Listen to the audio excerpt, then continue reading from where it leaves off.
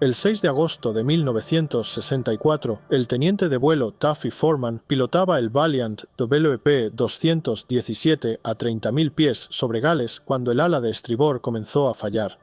La aeronave se inclinó visiblemente hacia un lado. Algo importante en la estructura había cedido. Foreman no tenía manera de saber si el bombardero aguantaría lo suficiente para regresar a casa. Lo llevó de regreso a la RAF Gaiden con el ala caída todo el camino y de alguna manera logró aterrizarlo. Cuando los ingenieros examinaron la aeronave después, encontraron grietas por fatiga que atravesaban el larguero principal, la columna vertebral del ala. El Valiant había sido diseñado para gran altitud, donde el aire es estable y las cargas son predecibles. Pero los misiles soviéticos habían acabado con la misión de gran altitud, y la Fuerza B fue obligada a volar a baja altitud, donde la turbulencia castigaba las estructuras de los aviones de formas que el Valiant nunca fue diseñado para soportar. Lo que encontraron en WP-217 condenó efectivamente a todos los Vickers Valiant en servicio en la RAF. Y la parte más dolorosa de esta historia es que la RAF en realidad había construido y probado un avión que tenía más sentido para operaciones a baja altitud, y luego lo descartaron porque pensaron que la misión se había vuelto obsoleta. Para entender cómo la RAF terminó forzando al Valiant a cumplir una función que realmente nunca estuvo destinado a desempeñar durante tanto tiempo, tienes que regresar a 1946.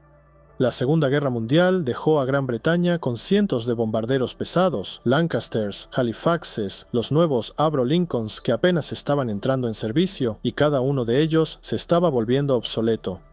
El Lincoln, que en ese entonces era el bombardero más avanzado de la RAF, podía alcanzar 310 millas por hora y un techo de servicio apenas por encima de los 30.000 pies. Eso no iba a ser suficiente en el mundo que estaba surgiendo. Así que el Ministerio del Aire emitió la especificación B-3546 en 1947 para un bombardero a reacción que pudiera transportar un arma nuclear de 10.000 libras a 500 nudos a 50.000 pies hasta un objetivo a 1.500 millas náuticas. La propuesta de Vickers era, según la descripción de su propio diseñador jefe, un avión nada espectacular. George Edwards, quien lideraba el equipo de diseño, no pretendía que el Valiant fuera a llamar la atención. Lo que prometió, en su lugar, fue que podía entregar un bombardero que cumpliera con las especificaciones a tiempo y dentro del presupuesto. El diseño era conservador. Un ala de flecha compuesta montada en posición alta, 4 turborreactores Rolls-Royce Avon enterrados en las raíces del ala, nada que requiriera años de investigación aerodinámica experimental para comprobar.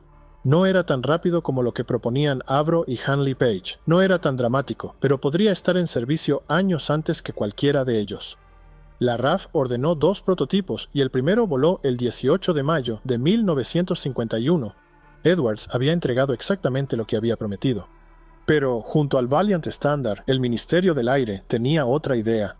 Basándose en la experiencia de la RAF durante la Segunda Guerra Mundial con los escuadrones Pathfinder, aviones que volaban por delante de la fuerza principal de bombarderos para marcar objetivos a baja altitud, querían una variante que pudiera hacer el mismo trabajo en la era de los jets. La especificación B-104D requería un marcador de objetivos de alcance medio que pudiera operar eficazmente a baja altitud y alta velocidad. Vickers respondió con el tipo 673 que se convirtió en el Valiant B-2. El B-2 tenía una estructura fundamentalmente reforzada, nuevos largueros de ala, un tren de aterrizaje rediseñado y reubicado en esponzones del borde de salida para evitar debilitar la estructura del ala y una extensión del fuselaje para equilibrar el centro de gravedad desplazado. Mientras que el Valiant estándar podía alcanzar unas 414 millas por hora a nivel del mar, el B-2 podía llegar a 582. En las pruebas se llevó hasta 640 millas por hora a ras del suelo, una cifra comparable al B-1B Lancer estadounidense, un avión que no volaría hasta dentro de 3 décadas. Lo pintaron de negro brillante. En el Salón Aeronáutico de Farnborough de 1954 se ganó el apodo del Bombardero Negro. Era una aeronave construida desde cero para vuelos sostenidos a alta velocidad en el aire denso y turbulento cerca del suelo. El tipo de vuelo que destroza las estructuras de los aviones que no están diseñadas para eso. El Ministerio del Aire canceló la orden de 17 unidades de producción del B-2 antes de que el prototipo siquiera volara, el 4 de septiembre de 1953. La razón no tenía que ver con el avión en sí. Nadie cuestionó si Vickers podía construirlo. Se trataba de si la misión aún existía. En la Segunda Guerra Mundial, los aviones guía eran esenciales porque los bombardeos eran imprecisos. Necesitabas tripulaciones volando por delante a baja altura para identificar visualmente los objetivos y marcarlos con bengalas para que la fuerza principal, bombardeando a ciegas desde gran altitud, tuviera algo a lo que apuntar. Pero los nuevos bombarderos estaban equipados con sofisticados sistemas de bombardeo por radar. Cada aeronave podía encontrar su propio objetivo. El alto mando aéreo vio eso y concluyó: ¿por qué arriesgar una aeronave a baja altura para marcar algo cuando el bombardero en lo alto puede localizarlo con radar desde 50.000 pies? Era un argumento perfectamente lógico, siempre y cuando el bombardeo a gran altitud siguiera siendo la doctrina. Nadie cuestionó seriamente esa suposición en 1953. Mientras tanto, el Valiant Standard seguía haciendo su trabajo.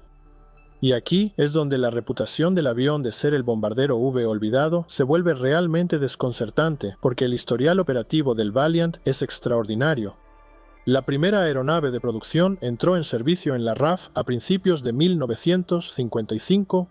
Para octubre de 1956, un Valiant del Escuadrón 49 se convirtió en el primer avión británico en lanzar una bomba atómica real. Un artefacto Blue Danube detonó en el campo de pruebas de Maralinga en Australia. En mayo siguiente, otro Valiant del Escuadrón 49 lanzó la primera arma termonuclear británica sobre la isla de Navidad en el Pacífico durante la Operación Grapple. La prueba, con el nombre en clave Short Granite, se suponía que produciría una explosión de 1 megatón. Falló y solo alcanzó 300 kilotones aún así, 20 veces el rendimiento de la bomba de Hiroshima, pero no importó. Gran Bretaña había demostrado que era una potencia termonuclear independiente y el Valiant fue el avión que lo probó.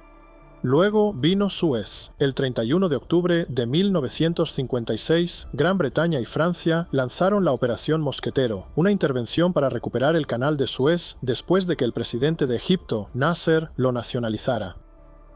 Los Valiant bombardearon aeródromos egipcios y objetivos de comunicaciones en las primeras y, como resultó ser, las únicas misiones de combate realizadas por los bombarderos B hasta la Guerra de las Malvinas, 26 años después. Los resultados de los bombardeos a gran altitud fueron mixtos. Los aeródromos no quedaron fuera de combate de manera decisiva a pesar de que se lanzaron cientos de toneladas de bombas. Pero los Valiant mismos eran intocables. Los MiG-15 de la Fuerza Aérea Egipcia, sus cazas más capaces en ese momento, no podían alcanzarlos. Se dice que un piloto egipcio puso su MiG casi en posición vertical y disparó sus cañones en un ascenso casi vertical, tratando de acercarse lo suficiente, pero los disparos no llegaron. Más allá de los roles nucleares y de combate, los Valiant fueron pioneros en el reabastecimiento aéreo para la RAF, apoyaron operaciones de reconocimiento de largo alcance y establecieron múltiples récords de distancia. Un Valiant del Escuadrón 214 voló sin escalas desde Inglaterra hasta Singapur más de 8.000 millas. La aeronave fue la columna vertebral de la disuasión nuclear británica hasta que el Victor y el Vulcan alcanzaron su plena capacidad operativa. Hizo todo lo que se le pidió de manera confiable, sin quejarse. George Edwards había prometido una aeronave que cumpliría con el trabajo. Cumplió su cometido y luego el mundo cambió. El 1 de mayo de 1960, un avión espía estadounidense, U-2, pilotado por Gary Powers, fue derribado sobre la Unión Soviética por un misil tierra-aire SA-2 a más de 60.000 pies de altura. Las implicaciones fueron inmediatas y devastadoras para todas las fuerzas aéreas que habían basado su estrategia en la penetración a gran altitud.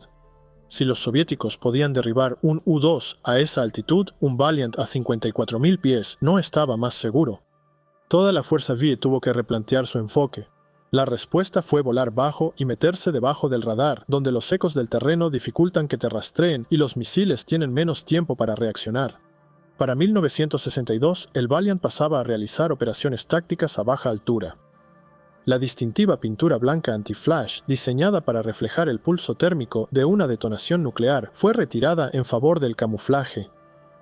Los Valiant Mech-1 ahora estaban operando precisamente en el régimen para el que solo el Mech-2 había sido diseñado para soportar. Piénsalo por un momento. La RAF tenía una aeronave específicamente diseñada para vuelos sostenidos a baja altitud y la habían desechado porque decidieron que volar a baja altitud era una doctrina del pasado.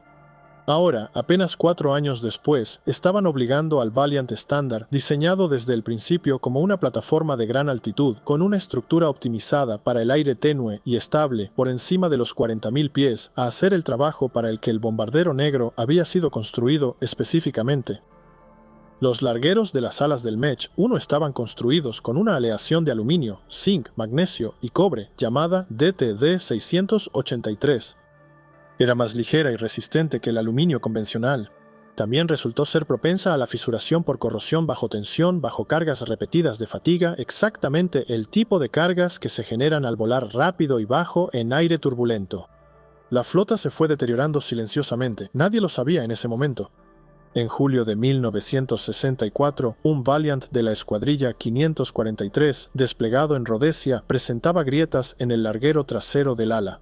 Luego, el 6 de agosto, ocurrió el vuelo de Taffy Foreman. El larguero trasero de estribor falló en altitud, el ala se hundió y aterrizó de un solo lado en Gaydon.